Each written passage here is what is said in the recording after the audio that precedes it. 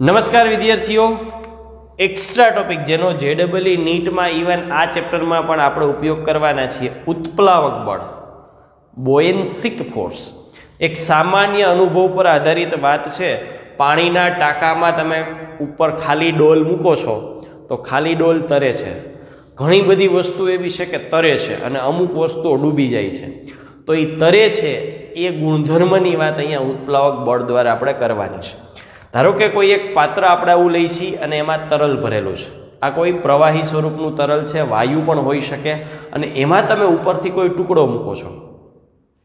આ ટુકડો એની ઉપર તરે છે, એની ઉપર છે. તો અહીંયા એની ઉપર રહી એનો અર્થ તરલ આને ઊંચકી રાખે છે. કોઈ પણ પદાર્થને ઊંચકી રાખે છે. ઊંચકી રાખે છે તો એ કંઈક બળ લગાડતું હશે જેના દ્વારા ઊંચકાઈ રહી. આપણે કોઈ પદાર્થને પકડી રાખવો હોય તો બળ તો વાપરવું જ પડે છે ને. એમ તરલ પણ કંઈક બળ વાપરે છે. કેટલું? તો કે જોઈએ, અહીંયા તરલનો અમુક ભાગ પ્રવાહીની અંદર છે. કેટલો ભાગ છે? તો કે આટલો ભાગ છે એની અંદર છે.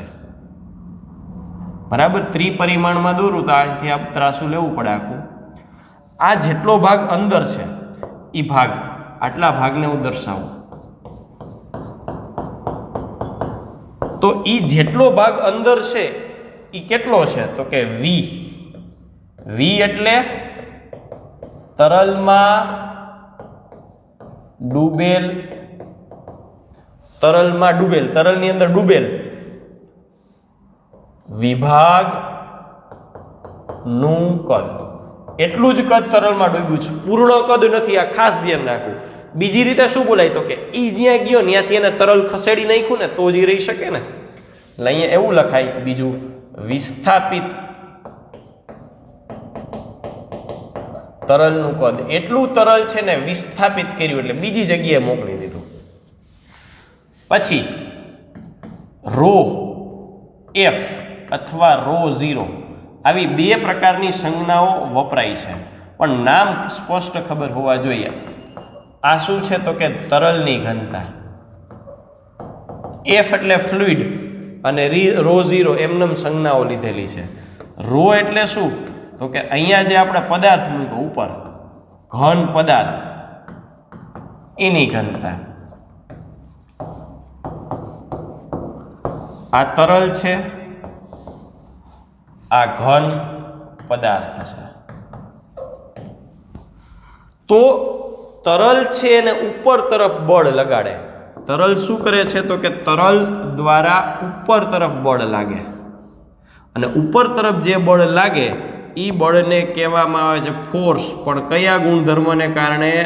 ઉત્પ્લાવકના ગુણધર્મને કારણે, બોયન્સિક ફોર્સ. તો અહીંયા લખીએ કે તરલ દ્વારા ઉપર એટલે અધો દિશામાં, તરલ દ્વારા અધો દિશામાં લાગતું બળ કેટલું થાય? તો કે FB. હવે જો આ યાદ કેવી રીતે રાખવું? તો કે આ આમ તો વજન બળ જ છે. કોનું? વિસ્થાપિત તરલના કદ જેટલું. એટલે અહીંયા લખું, વિસ્થાપિત તરલનું વજન બળ. કેટલું? વિસ્થાપિત કરેલું વજન બળ. એટલે દળ ગુણ્યા ગુરુત્વ પ્રવેગ. પણ દળ કયું? જે વિસ્થાપિત કરેલું છે એટલા જ ભાગનું. દળ એટલે ઘનતા ગુણ્યા કદ. કોનું? તરલની ઘનતા. કદ કોનું? ડૂબેલા ભાગનું અથવા વિસ્થાપિત કરેલું ઇન્ટુ G. તો આ સમીકરણ થયું ρF VG. આટલું બળ તરલ દ્વારા પદાર્થ ઉપરની દિશામાં લાગતું હોય, આને કહેવામાં આવે છે ઉત્પ્લાવક બળ. હવે આ બળ લાગતું હોય એને અનુસંધાને અન્ય અસરો આપણે ચેક કરીએ અને જોઈએ કે બળ કેવી રીતે અસર કરે છે.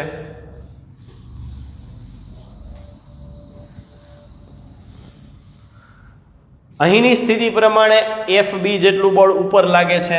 બીજું બળ લાગશે, કયું? તો કે વજન બળ. એ ક્યાં લાગશે? નીચે તરફ. એ તો પોતાનું વજન જ છે. એટલે ત્રણ સ્થિતિઓ થાય. કઈ ત્રણ સ્થિતિઓ? 1, 2 અને 3. W એટલે ઘન પદાર્થનું વજન. W greater than FB, W less than FB અથવા તો W is equal to FB અને W લેસ ધેન FB. જો W મોટા છે તો પરિણામી બળ ક્યાં લાગે એની વાત કરીએ. પરિણામી બળ ક્યાં લાગે તો કે નીચે તરફ લાગે. W મોટા હોય તો એની દિશામાં લાગે, હરખા હોય તો 0. W નાના અને FB મોટા હોય તો પરિણામી બળ ક્યાં લાગે ઉપર તરફ. તો આને અનુરૂપ સ્થિતિ શું હોય તો કે આને અનુરૂપ સ્થિતિ નીચે લાગે એટલે ઘન પદાર્થ છે ડૂબશે, ઉપર લાગે એટલે સપાટીની ઉપર જ રાખે એટલે તરશે, સપાટી પર તરે. 0 ઉપર એ ધક્કો ન મારે, નીચે નો ધક્કો મારે. એ તરલની બહાર હોય કે અંદર, તરલની બહાર કે અંદર, જ્યાં હશે ત્યાં, ગમે ત્યાં હશે, સ્થિર રહે. સબમરીન છે ને આ જ સિદ્ધાંત ઉપર કાર્ય કરે છે. સબમરીનની સાથે એક પાણીનો ટાંકો ભરેલો હોય મોટો બધો. જ્યારે સબમરીનને અંદર ડૂબવું છે ત્યારે મોટરથી પાણી ટાંકામાં ભરવામાં આવે એટલે સબમરીનનું વજન વધી જાય એટલે સબમરીન અંદર ડૂબવા માંડે. નીચે જાતી એમ થાય ને કે હવે વધારે ઊંડે નથી જાવ એટલે મોટર બંધ કરી દે એટલે જે પાણીનું લેવલ હોય ત્યાં રહે. પછી સબમરીનને જ્યારે ઉપર આવવું હોય ત્યારે શું કરે, મોટરથી સબમરીનના ટાંકાનું પાણી પાછું દરિયામાં કે નદીમાં ઠાલવી દે એટલે પાછું પોતાનું વજન ઘટી જાય એટલે ઉપર આવતા રહી. પોતાની સાથે જોડેલી ટાંકીમાં પાણી નાખીને વજન વધારે અથવા ઘટાડે નહીં, ઉપર અને નીચે આવ્યા કરે. આજે વાત કરી એને કહેવામાં આવે છે ફ્લોટેશનનો નિયમ. આ શું છે તો કે ફ્લોટેશનનો નિયમ. ક્યારે પદાર્થ ડૂબે ક્યારે પદાર્થ તરે એની વાત છે. આ કિસ્સામાં ચોખ્ખું બળ કેટલું લાગતું હોય તો કે ચોખ્ખું બળ W માઇનસ FB જેટલું લાગે. એટલે જ્યારે તમે તરલમાં મૂકો છો ત્યારે આ પદાર્થનું મૂળ વજન ભલે W હોય પણ એ W ધારો કે 10 છે ને આમ 3 લાગે છે તો 9W ડેશ કે કેટલું થઈ જાય 7 ન્યૂટન. આપણને બળ ઓછું લાગે છે.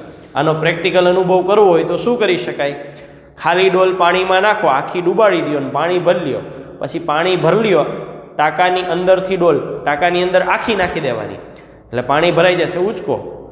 ઉચકવામાં સહેલું રહે. ક્યાં સુધી સહેલું રહેશે તો કે ડોલનો થોડો ઘણો ભાગ હજી જો અંદર પાણીમાં હશે ને તો ડોલ અહીંથી તમે ઉચકો છો અહીંયા સુધી નાખી, હવે તમે એને ઉચકવાનું ચાલુ કર્યું એટલે નિરાત રહેશે. ક્યાં સુધી તો કે અહીંયા સુધી તમને મજા આવશે, હળવી લાગશે. જેવું હાવ બહાર નીકળી ગયું પાણીમાંથી પછી એ ડોલ ભારે લાગવા માંડશે. કારણ તો કે ઉચકવામાં તમને આ મદદ કરે છે તરલ. ખરેખર એનું વજન બદલી નથી ગયું પણ એ ઉપર બળ લગાડે છે તમને મદદ કરે છે. હાવ બહાર નીકળી જશે પછી તરલ મદદ નહીં કરે એટલે મૂળ જે વજન હશે એ જ ઉચકવો પડશે. Thank you.